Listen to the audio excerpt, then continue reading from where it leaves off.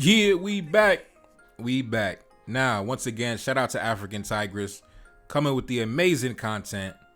You know, I remember back in my first video that I dropped, I told her, you cannot come to Haiti and not visit the historical monuments. You cannot come to Haiti and not visit the Citadelle, the Royal Palace of the King.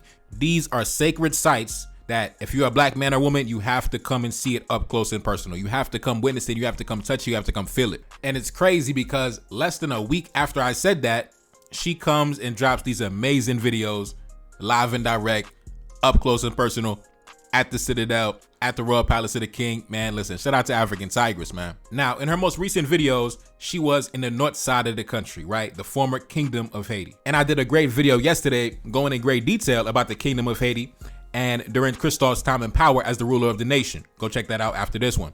But in today's video, we're gonna go take a trip to the Citadelle.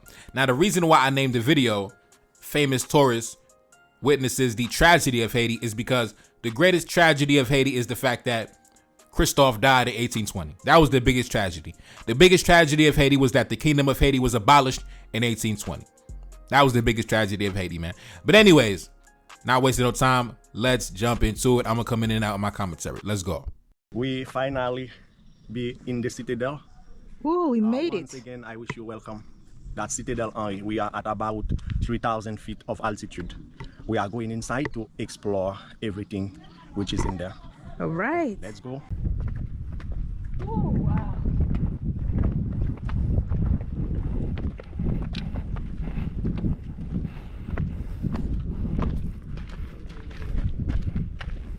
Are these bombs? Yeah, those are ammunitions. Yeah. All right, we back. Now, just like I said yesterday, when it comes to the Western Hemisphere, when it comes to the so-called West, the Kingdom of Haiti was the black man's finest hour. That was the black man in all his splendor, his glory, his achievement, live for the world to see. During the early 19th century, where it was commonplace to spread lies and spread propaganda against the black man by saying the black man was incapable of civilization. They said the black man was incapable of developing complex structures and managing complex societies. But when Christophe was in power, his mere existence served as a response to all that lies and propaganda that was being spread during that time. Keep in mind, these structures were built immediately coming out of slavery, and their mere existence provided tangible evidence to refute all the racist stereotypes and narratives that were going around trying to undermine the achievement and the humanity of the black man and woman. During the 19th century, you had a lot of common and accepted narratives that were used to justify the enslavement and exploitation of the black man and woman. Many Europeans believed during that time that blacks were fit for manual labor because, according to them, we were allegedly inferior in the arena of intelligence, morality, and capability. And this is also how they were able to frame colonization as a civilization mission, right? We're not exploiting the people. We are bringing civilization to the inferior races. That was a common narrative that was accepted during that time. But when Christophe came to power and he was able to exhibit the military science, the architectural genius, and the leadership capability of the black man, it had destroyed all of those commonly accepted narratives that were being spread since 1492. And if you had watched my video yesterday, I read a page from that book that had said the Kingdom of Haiti was beginning to rival the old French colony of Saint-Domingue. And during that time, the French colony of Saint-Domingue, before the revolution, was the most successful and the most powerful colony in the entire world. And they said when Christophe was in power, his nation was beginning to rival the most powerful and the most successful colony in the entire world. It was not a game, man. It was not a game. Anyway, man, let's continue. Dessalines ordered the generals to build this. And Henri Christophe was one of his generals. He came here in 1805 to build the Citadelle. And one thing important is, one, when you are looking at these walls, these tall walls, these thick holes, to just imagine how many materials, how many bricks, how many rocks they used in this. Thousands. Okay. Millions. Look at thousands of cannonballs. Yeah. Hundreds of cannons. Some of them weight very heavy. Yeah. And imagine they bought them 50 kilometers, 80 kilometers, They carried them up the 100 hill. kilometers from here. Wow. Imagine with no tractor, No horse, no no nothing. truck, no helicopter. All right, we back. Now, of course, Christophe gets the credit for the Citadelle because he oversaw the construction from the very first stones and brick being laid down up until 1820. but it was actually Dessalines that gave the order. One of his first orders of business when he came into power was, he said, across the entire nation, there should be military forts established across the entire nation from north, west, east, and south. Now, of course, Dessalines passed away in 1806. He was assassinated in 1806, but Christophe continued to oversee the entire construction of the Citadelle up until his death in 1820. And the Citadelle was not the only military fortification that was built inside the country on the orders of Dessalines, but it was simply the most magnificent, the most marvelous, and the most complex, and the most famous. Take a look up on the screen. After independence, Haiti went on a fort building spree. Christophe's Citadelle is the most famous, but there were 24 forts that were built in total. If the French ever returned, the army would burn the ports and use the mountain forts as bases for guerrilla warfare. Now, in my video yesterday, I said the worst thing to ever happen to the Haitian people was the death of Christophe. When Christophe died in October 1820, that was the worst thing that ever happened, because Christophe was the only one standing in the way of a French invasion. The French military had no desire to go toe-to-toe against Christophe. The French were more inclined to negotiate and enter into an agreement with their mulatto sons in the South, with their nephews and grandsons that controlled the South. But Christophe up north was always standing adversarial towards the French, ready to attack the French. He murdered the French ambassador in 1814. And the most famous encounter between Christophe and the French was back in 1802, when Napoleon sent that massive invasion force, and the French warships had landed in the capital city that Christophe was controlling and commanding at the mere age of 34 years old, 35 years old. And take a look up on the screen. When Napoleon sent a French invasion force, Christophe burned the capital to the ground instead of surrendering. Like I said, man, it was not a game. It was not a game. So you kind of get an idea of the mentality and the personality of Christophe during that time, man. Anyways, take a look up on the screen. When the Citadelle was being built, Christophe actually called it Fort La Ferrière. In this letter from the 11th of July, 1805, he is ordered for cannons to be delivered to the fort. But during his reign as king, it was officially known as Citadelle Henri.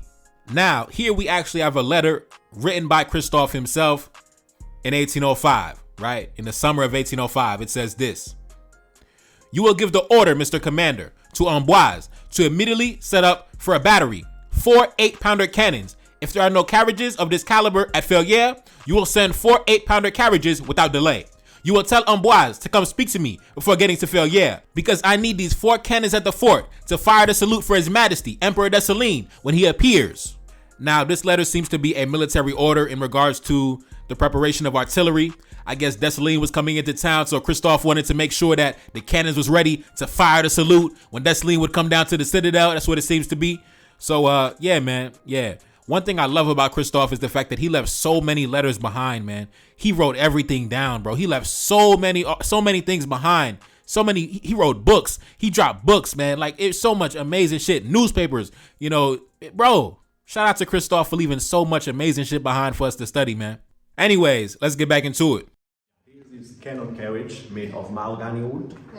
They use it to move the cannons and fix it in the desired position. Okay. You can see through this track, they can move it from the right to the left. They can move it from up to down, from down to up. Mm-hmm. All right, we back. Now, this is something I've said on my channel multiple times before, but I gotta say it again. The modern day black man, even with all his education, his access to technology in modern society, he is inferior compared to his predecessors. The modern day black man is inferior compared to his ancestors. The modern day black man is inferior compared to his forefathers. His forefathers who were highly militarized, highly self-sufficient, and were able to establish and maintain complex societies that were famous and respected worldwide. The modern day black man can't even hold a candle to his forefathers. And like I said, man, we should study our forefathers to get the motivation necessary to not only make them proud, but follow in their footsteps and do what they did, but do it 10 times bigger, do it 10 times better. Keep in mind, when we study the civilizations of our ancestors, those men never received a formal Western European education. They never had access to the level of technology that we had, but they were able to do 10 times more with 10 times less. Coming out of slavery, that's the crazy part. Coming out of slavery, coming fresh off the plantation, doing all this fly shit, bro. Doing all this amazing shit. It's crazy, man. It's crazy. Anyway, let's continue. What's that? the bridge was there, and they use it to close the door. Oh, the dog bridge. Door bridge. Okay. There was a wall on each side. Through this wheel, they can pull the bridge up And to close prevent people coming, and they pull it down to let people in. Okay. Yeah. All right. And when they pull the bridge up, here is water. Oh, this Okay, is you from have the to wells cross that the you saw water. from up there. Yeah. And imagine an enemy is stop here. On top, there is all kind of things they can drop on you. Ah. They shoot on you with the cannonballs, drop hot water, hot oil. Okay, so it's Okay. also protection. So you would run thinking it's a bridge, they close it very fast and use water. So it's Yeah, a form yeah. of protection. Yeah. Okay. All right, we back. Now, in this section of the video, the tour guide actually taught me something that I didn't even know. I never knew that there was a trap door in the Citadel where the bridge, you pull the bridge up, it becomes a door, and then you're going to fall down in the water and get blown away from the cannons firing from the windows up top. I did not know about that, bro. I did not know about that, man. Yo, take a look up on the screen. In the event of an invasion, Christophe planned to have his military burn the valuable crops and food stocks along the coast, then retreat to the fortress, setting ambushes along the sole mountain path leading to the Citadel. So I'm assuming this was one of the many ambushes that would lead to the Citadel, because if you're going to try to go through this door, they pull the bridge up and then you get fired on with the cannons from the windows up top. Listen, bro, it's a reason why when Christophe was in power, not a single European power ever trespassed against him. Not the Americans, not the French, not the British, not the Spanish. It wasn't happening, man. It wasn't happening. Nobody ever trespassed against Christophe when he was in power. Like I said in that last video, when it came to military power, Christophe had that hardware. Christophe had that firepower. In fact, there was even a time, I believe back in 1818, where Christophe was contemplating taking military action against the Spanish across the border in the Dominican Republic, because they were providing refuge and giving access to land to French families who took refuge on the other side of the border. Take a look up on the screen. This was a letter that Christophe wrote on April 26, 1818 at his royal palace. Take a look up on the screen. Christophe said, "I was informed that this new Captain General was offering, especially the Frenchmen, tracts of land for settlement and many other encouragements to persuade them to immigrate to the Spanish part of the island. It would seem then, judging by this new system which she has adopted, that Spain is attempting to raise her colony from its present state of decay, and that she certainly has no intention of ceding it to France. On the other hand, she appears to wish to arouse in us the alarm which must inevitably be inspired by the residents near our frontiers of these troublemakers. The French colonists would assuredly use every means within their power, not only to perpetuate slavery in the Spanish part of the island, but also to sow germs of dissension and revolt in Haiti, and by their intrigues to rob us of the peace which we at present enjoy. We are profiting by our precious moment of tranquility to devote ourselves to the tasks which are the object of all our desires, education and agriculture, which alone can make our people numerous and happy. What conduct should we observe under such trying circumstances? Shall we allow our most cruel enemies to establish themselves at our very gates under the specious excuse of Spanish protection? And if this Captain General should give asylum and protection to our enemies, could he complain if we in turn should harbor and aid the Spanish revolutionists? As yet, we have taken no such step, but we reserve the right to do so if necessary." Man, listen, man. Shout out to Christophe, man. Like I said, we never had a black man like this ever since, man. Anyways, let's continue. Ooh, Now I'm going to show you a tomb. a tomb. Yeah, Oh, that's a tomb. It's Prince Noel's tomb. who's Prince Noel? Prince Noel was the king's brother-in-law. Which king? King Henri Christophe, the one who built the Citadel. Uh-huh. He died in the Citadel by accident. The interior gunpowder magazine exploded, and he died. They built this to put his body. All right, we back. Now, in that section of the video, the tour guide was talking about the death of Prince Noel Quadavid. That was Christophe's brother-in-law. I believe that was his wife's baby brother. He actually died in the Citadel. I believe he was in the gunpowder room, and lightning had struck the gunpowder room, and unfortunately, he had passed away. Rest in peace to Prince Noel. And as you can see, they buried him inside the Citadel, surrounded by cannons, buried like a real boss, man, buried like a real black man. And take a look up on the screen. This was actually a letter written by the Secretary of State, the Count of Limonade, and he wrote this letter to Thomas Clarkson. And I believe this letter was written on the 14th of September, 1818. And it actually talks about the death of Prince Noel Quadavid just weeks after it happened. Take a look up on the screen. Secretary of State, Minister of Foreign Affairs to British abolitionist Thomas Clarkson. Dear sir and friend, you will doubtless learn with regret of an accident which occurred at the Citadel on the 25th of August. A bolt of lightning struck a magazine, setting off some powder and a store of cartridges. The explosion destroyed most of the apartments and set the structure afire. Thanks to the heroic action of His Majesty, Christophe, who hastened forthwith to the spot, followed by the officers of his general staff, his personal guard, the troops of the garrison, and the inhabitants of the nearby towns, it was possible to stop the progress of the fire.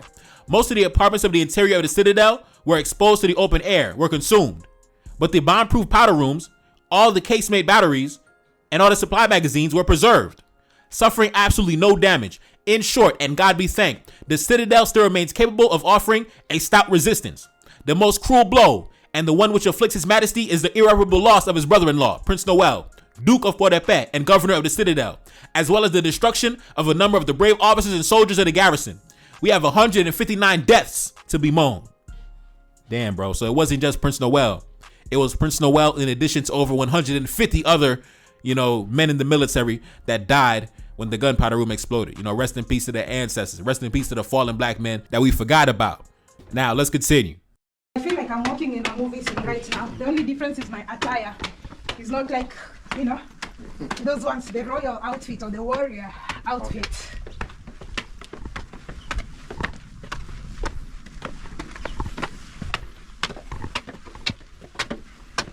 Oh. No.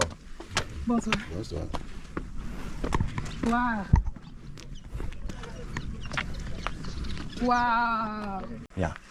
And second, you can see through these walls that the Citadel was going to be higher than that. It was going to be higher. Oh, they because wanted to make it higher. was not completely accomplished. It was still under construction. Okay? They stopped here because the king died. The king died in 1820 and they stopped. Oh. All right, we back. Now, there are those in the Haitian community that don't really like when I say the fact that when Christophe died and the sons of the white men came to power, aka the mulatto generals down south, that was the beginning of the end for Haiti, right? Because when the tour guide said when Christophe died, everything stopped. The Citadel, the construction stopped. All of Christophe's schools were abolished. Everything shut down. All of Christophe's projects were put to an end. When the mulattoes came to power, they signed an agreement to pay reparations to the French government. And that was the beginning of the end for the country in terms of the economy, right? All the commerce that Christophe established, it was done. It was over. The civilization that Christophe established, it was done. It was over. That was the beginning of the end for the nation. When Christophe died and the Southern generals came to power, the first thing they did was capitulate to their fathers in France. Capitulate to their uncles and grandfathers in France. That's the first thing they did. Like I said before, Christophe was the only one standing in the way of a French invasion. When Christophe died, the coast was clear for the French to come back. In fact, just a few days after Christophe died, I believe the French had dispatched a ship from a nearby island just to examine what was going down, because they were like, oh man, Christophe died. Oh shit, what's going down? Like they were hyped. They were waiting for that moment, right? So like I said, man, when Christophe died, man, that was one of the worst things that ever happened to our people, man. We still ain't bounced back. It's been 2 centuries. We still ain't bounced back. In fact, I believe that Christophe, wherever he is looking down on us right now, I believe that he knew that this would happen. He knew that if the Southern generals took power, that was going to be the end of the country. He knew it. He mentioned it several times in his writings. In fact, if you take a look up on the screen, you see Christophe to the left, and you see the flag of the Kingdom of Haiti. And then to the right, you see General Alexander Pétion in the middle, who was the leader of the South for a very long time. And then you see to the top right, you see Etienne Gérin, that was the Minister of War. And then you see Jean-Pierre Boyer, that was Pétion's protege. All those 3 men to the right, they were the most powerful men in the Southern Republic of Haiti, right? They were Christophe's adversaries during his time in power. And in fact, let's take a look at a proclamation that Christophe put out, I believe in the year 1806 or 1807. Take a look up on the screen. After independence, Christophe fought Alexander Pétion for control of Haiti, dividing the country into 2 in a bloody civil war. Let's read it together. I'm going to read it in English. It's in French, but I'm going to read it in English. Liberty and Independence. Proclamation by Henry Christophe, President and Generalissimo of the Land and Sea Forces of Haiti. Christophe said, "The Constitution has finally been published. The traitors of the West and the South will no longer have any pretext to alleviate. I am more sorry for a large number of inhabitants who have been misled and drawn into their party. They are to be pitied rather than blamed. All of their communications and their only means of enlightening themselves on the events that occur. My heart has never ceased to grieve over the deplorable situation of these unfortunate people, despite their crimes, and to put the paternal arms against their party and their projects. Placed at the head of the government, I will always be committed as to the most sacred of duties to maintaining good order and to enforcing the laws. At the same time, I extend a fraternal hand to these unfortunate strays and recall them to my bosom. And if, abjuring their error and rejecting the chains that bind them and dragging them down, they've recognized their faults, how great my heart would be to wipe away their tears, to press them in my arms and return them to the title of Haitian. I declare that I bear no ill will towards the men who have been deceived. According to this exact information I have received, there is no doubt that a large number of peaceful people and respectable families have been by force torn apart by these odious brigands, and that they desire the moment of being freed and to see peace restored among all the citizens of Haiti. As much as I have compassion for the misguided men, I must pursue the cowards who blinded them and who are the only guilty ones. Article 1. General Petron and Gerin are outlaws and chiefs of conspiracies and rebels against the government. The conspirators, Petron and Gerin, that is to say, who were signaled at the head of the revolts and who propagated the rebellion, are outlaws. There is full and complete amnesty for those who have not been involved in the revolt, and for those who have only been forced into it, and who are not included in the above prescription. The government promises protection and oblivion of their error to all who will abandon the party of the rebels, and who will come to rally to us, and who will make known their intention to rally. This present proclamation will be printed, read, published, and posted, and sent to all divisions. Signed, Henry Christophe, from the General Headquarters in the capital, on the 19th of February, 1807, the 4th year of our independence. Now, let's continue.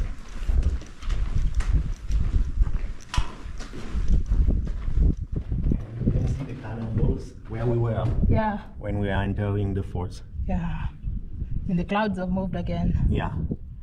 It's just to show you that Beautiful. wherever an enemy comes, it would be under control. Because High there was, control. yeah, because there was cannons on every window. Yeah.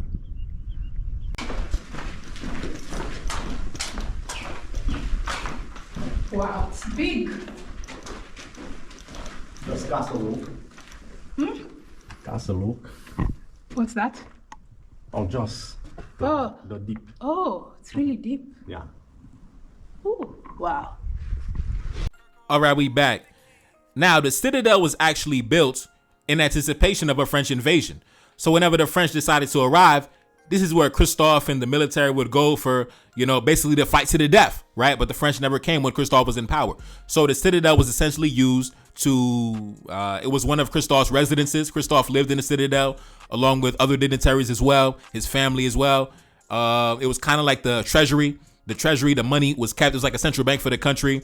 The storehouses for the sugar and the coffee that was going to be sold when it was time to trade and do business across the ports. The Citadel had many functions, but it was supposed to be a last stand effort in case the French ever decided to invade. But the French never wanted to invade when Christophe was in power. So, it was never used for military purposes. Anyway, let's continue. Attention! Attention! Chargé! So this is where they hide to monitor. I see you. I see you. I see you. That's the way it was. This place is named Governor's Palace. There were soldiers living in the Citadel. Yeah. There should be someone to administer. Means an administrator, a manager. That was his office, the Okay. Governor's Palace. And this place was very important. That's where they kept all the valuables, all the official documents. So it was not easy for anybody To get in. go in there. That's why these Okay. security rooms. That's where there always were two soldiers watching day and night. Okay? From these walls, they could see you. And you can't Okay, easily know. immediately they see someone, they will march out. Bonjour, madame. Bonjour. Bonjour, monsieur. Bonjour. How can I help you? I want to see the governor. May I have your ID, please? He has it. I already gave him. Your ID, please. No ID. No ID? Yes. Okay. Come. You are going in there. Oh, that's a cell. That was the dungeons. Oh. Oh, wow. All right, we back. Now, in that section of the video, the tour guide was showing her the governor's palace, right? Now, if you remember earlier in the video, we spoke about Christophe's brother-in-law, Prince Noel, who died when lightning had struck the gunpowder room. And he showed you the tomb of Prince Noel surrounded by the cannons. Prince Noel was actually the governor of the Citadelle. So that was actually his office. So he would have 2 guards 24/7 outside his office, right? So like the tour guide said, you show up unannounced, the guards come out, hey, attention! And they come out armed and ready, and they gonna come out and ask you, who the fuck are you? And if you don't have proper identification, they're gonna lock you in the dungeons in the Citadelle. You know, they're gonna lock you up in the prisons inside the Citadelle. Anyway, let's continue. This? Each part is different. There we can see 1, 2, 3, about 4 floors. Yeah, and in But- some places you see 5. Yeah. Some Other places places 2, 3, Yeah. 4. Wow. Other part. You can see there are balconies. Yeah. Around. Yeah, you can see the remains. Yeah. This wood. Iron, okay. You remember the part outside that seems the ships or the boat? Yeah. That's where it is. Oh, it looks like. There were construction everywhere. Okay. But what I can tell you is that they started the Citadel in 1805. 1805. And they stopped in 1820 with the death of the Death king. of the king. Oh, And okay. the Sanssouci Palace started in 1806 and inaugurated in 1814. Now, I think the perfect way to end this video would be to read this letter that Christophe had wrote back on February, I believe February the 5th, 1816 at the Royal Palace. Christophe said this, starting with the second paragraph. For a long while, my intention, my dearest ambition, has been to secure for the nation, which has confided to me its destiny, the benefit of public instruction. General Pétion's revolt and his betrayal of the Haitian people and the civil dissension he created amongst us arrested the impetus I wish to give to education, the first duty of sovereigns. I am fully devoted to this project. The edifices necessary for the institutions of public instruction in the cities and in the country are under construction. I am awaiting the professors and craftsmen I requested, who will take upon themselves the training of our youth.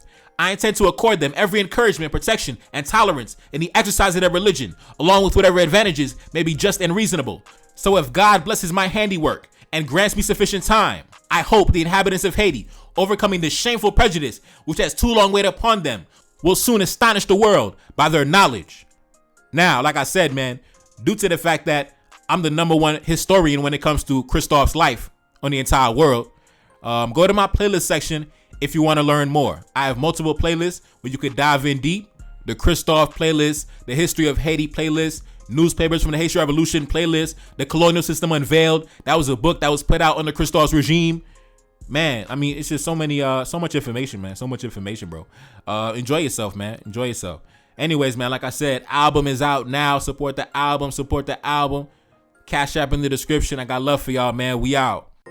Spending and get it back, never gon' get attached. Got shorty spinning back, changing my number. Stacking this paper, expanding my budget. Move like a prince when I'm stepping in public. Don't run up on me, they know I'm protected. Taking my power like fucking election. Young and I'm running shit like I'm Chayori. March on my enemies like I'm immortal. March on my enemies, dance on their body. Having my baby, she wanna come ride it. Tell me she love me when I'm up inside it. Pain in my heart, I could really get violent. Pain in my heart and it's never gon' change. March on my enemies, blow out their brains. Young and I'm poppin', you know how we on it. Pick up my phone when that money be calling. Pick up my phone when that money be calling. Hang up the phone if they talking retarded. Gotta get mines, you know how we started. Shooting to kill when I go for my target. Back in the building, I'm back in my bag. Know why they tripping, I know why they mad. Fuck how they feel, cause that's none of my business. Brand new Mercedes, you know how we living. Got shorty ride, she all in my Benz. Don't be surprised when that money come in. Look at lil' mama, she know she a 10. Comes to the crib and she told me come in. Stepping inside, make it rain, make it thunder. Hop on the jet, take a trip out the country. Changing my scenery, healing my pain. Can't see my face, but they know my name. Spending and get it back, never never gon' get attached. Got shorty spinning back, changing my number. Stacking this paper, expanding my budget. Move like a prince when I'm stepping in public. Don't run up on me, they know I'm protected. Taking my power like fucking election. Young and I'm running shit like I'm Chayori. March on my enemies like I'm immortal. March on my enemies, dance on their body. Having my baby, she wanna come ride it. Tell me she love me when I'm up inside it. Pain in my heart, I could really get violent. Pain in my heart and it's never gon' change. March on my enemies, blow out their brains. Young and I'm poppin', you know how we on it. Pick up my phone when that money be calling. Get it back. Got shorty spinning back. Stacking this paper, expanding my budget. Stepping in public. Know I'm protected. Fucking the